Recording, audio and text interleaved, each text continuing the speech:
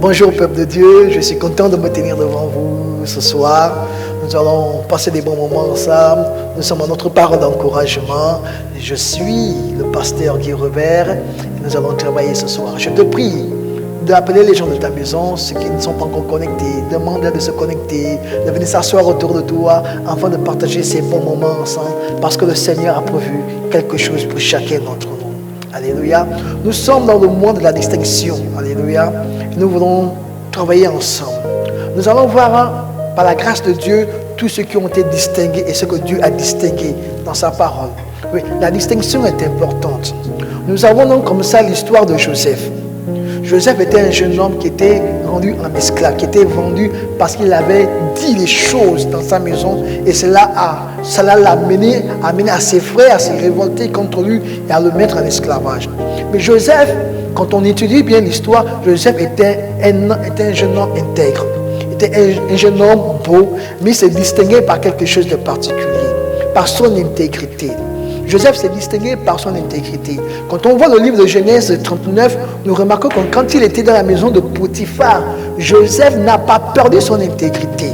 Joseph est resté loyal à lui-même, même s'il était en prison, même s'il était en esclavage, même s'il était loin de sa maison, loin de son père et de sa mère, mais Joseph n'a pas perdu ses valeurs. Oui, on peut perdre nos valeurs. Il peut arriver qu'à cause d'une situation donnée, on perd nos valeurs, on perd notre intégrité. Alléluia. Mais je dis que le mois d'octobre ici, c'est le mois de la distinction. Mais quand on parle de distinction, on parle d'intégrité. Joseph était distingué par sa manière de faire. Il était un esclave au milieu de tous les esclaves. Mais sa conduite n'a pas laissé son maître perplexe. Sa conduite, sa manière de faire a fait en sorte que son maître le reconnaisse et son maître le met au-dessus, je dis bien, de tous les autres esclaves. Potiphar lui a donné la gestion de toute sa maison. Qu'est-ce qui a amené Potiphar à donner à Joseph, un esclave, la gestion de toute sa maison? Si ce n'est que Joseph était distingué par sa manière de se comporter, par sa manière de travailler, par sa manière de raisonner au milieu des autres esclaves. C'est ce qui a distingué Joseph. C'est vrai que la Bible nous dit ceci. La Bible nous dit que Dieu était avec lui et Dieu l'avait couronné de sa sagesse. Dieu le fortifiait et Dieu l'encourageait. Mais est-ce que Potiphar savait cela? Est-ce que Potiphar savait que la main de Dieu était sur lui? Non. Joseph était un homme distingué. Parce qu'il était distingué et on lui a établi au-dessus des autres esclaves. Nous voyons aussi l'histoire de Néhémie. Je suis dans le livre de Néhémie 2. Or, au Néhémie 1, la Bible déclare ceci, que Néhémie a rencontré les autres Juifs qui sont venus lui dire ce qui en était de la maison de Jérusalem et comment la ville était dans la ruine. Au verset 2, il y a quelque chose qui attire mon attention au chapitre 2. Néhémie se tenait devant la présence du roi. Néhémie servait le vin dans la coupe du roi. Alors la Bible déclare, ce jour-là, il n'avait jamais paru triste devant le roi. Néhémie n'avait jamais paru triste devant le roi. Va faire la lecture avec moi. Je suis dans le livre de Néhémie chapitre 2. La Bible déclare que Néhémie ne s'est jamais paru triste devant le roi. Et c'est ça qui a attiré l'attention du roi. Parce que le roi a vu que le visage de Néhémie était affligé. Était affligé, il était triste et le roi a parlé à Néhémie. Il a dit, pourquoi es-tu triste? Pourquoi ton visage est-il attristé? Amen. Qu'est-ce que je veux nous faire comprendre dans cette parole, dans cette déclaration? Je veux attirer notre attention sur ce fait. Ce qui a distingué Néhémie, c'était sa manière de se comporter. Ça veut dire que Néhémie était toujours joyeux dans la présence du roi. Néhémie avait toujours un visage serein. Malgré qu'il était en esclavage, mais il était au service du roi. Néhémie était distingué par sa manière de se comporter, par sa manière de servir, par sa manière d'être jovial sûrement, par sa manière de servir et d'aimer les autres. C'est ce qui l'a distingué au milieu des autres. Et parce que ce jour-là, Néhémie n'a pas présenté sa véritable nature, a attiré l'attention du roi. Le roi parlait à Néhémie et lui a dit, pourquoi es-tu triste? Qu'est-ce qui se passe dans son cœur? Aïe, aïe, aïe. Oui, le Seigneur doit nous distinguer. Le Seigneur va te distinguer par rapport à ta manière de faire. Oui, tu as une attitude, tu as un caractère en toi. C'est ce qui te distingue de tout le monde.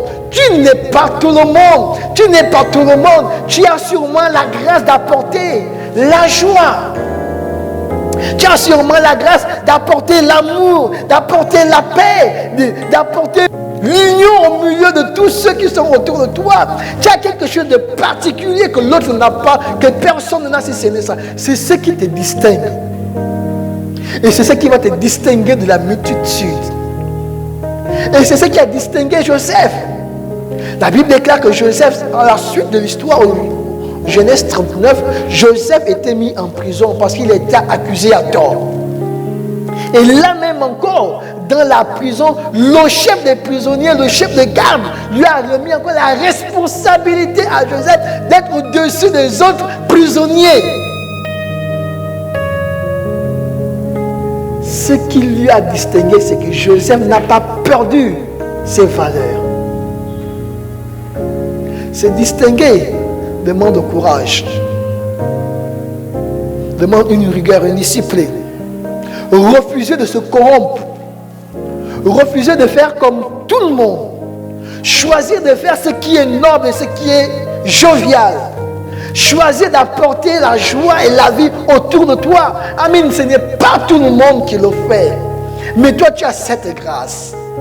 Et quand nous voyons dans le livre de Genèse 42, à partir du verset 40, alors que Joseph a terminé d'expliquer à Pharaon le rêve, Pharaon va dire ceci à Joseph: je t'établis aujourd'hui sur l'Égypte.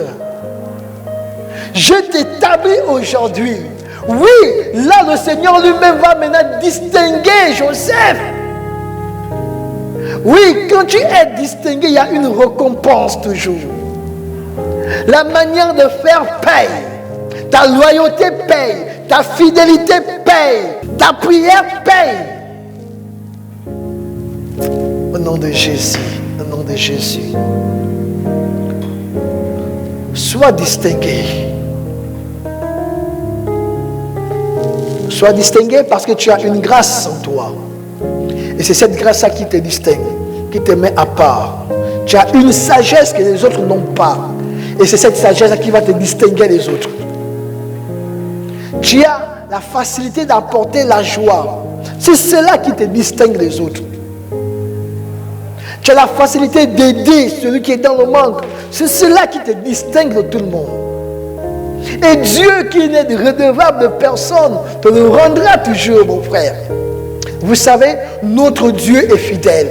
Notre Dieu sait nous récompenser. Notre Dieu sait nous distinguer. S'il a dit sur le mot de la distinction, il le fera pour toi. Il le fera, il va te distinguer. Tu as sûrement sémé dans les larmes, tu as sémé dans la douleur. Mais si Dieu dit ceci, que sur le mot de la distinction, mon frère, ma soeur, réjouis-toi parce que tu auras ta part.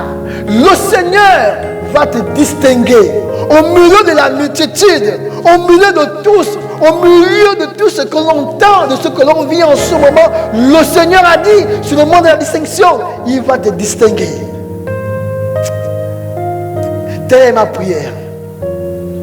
Que la grâce et la force que Dieu t'a donnée, que cette grâce et cette force te distinguent maintenant au nom de Jésus. Il a dit à Gédéon, va avec la force que tu as. Il dit, va avec la force que tu as. Il a dit à Jérémie, ne dis pas, je suis un enfant. Jérémie a voulu lui-même se mépriser. Il a dit à Jérémie, ne dis pas que tu es un enfant. Tu iras. Le Seigneur distingue. Que cette grâce soit sur toi. Que la main de Dieu t'élève au-dessus de là où tu ne peux même pas imaginer. Que les portes qui étaient fermées devant toi s'ouvrent. C'est comme ça que le Seigneur va te distinguer. Au nom de Jésus, sois béni. sois fortifié et sois distingué. Que le Seigneur te bénisse. Je vais te partager ainsi maintenant les annonces. Je vais juste te rappeler que le mercredi, nous avons cœur à cœur avec le groupe TILA à partir de 20h, tous les mercredis. Et le vendredi, comme celui d'aujourd'hui, nous avons notre parole d'encouragement à partir de 20h. N'oublie pas, dimanche, c'est un jour de culte.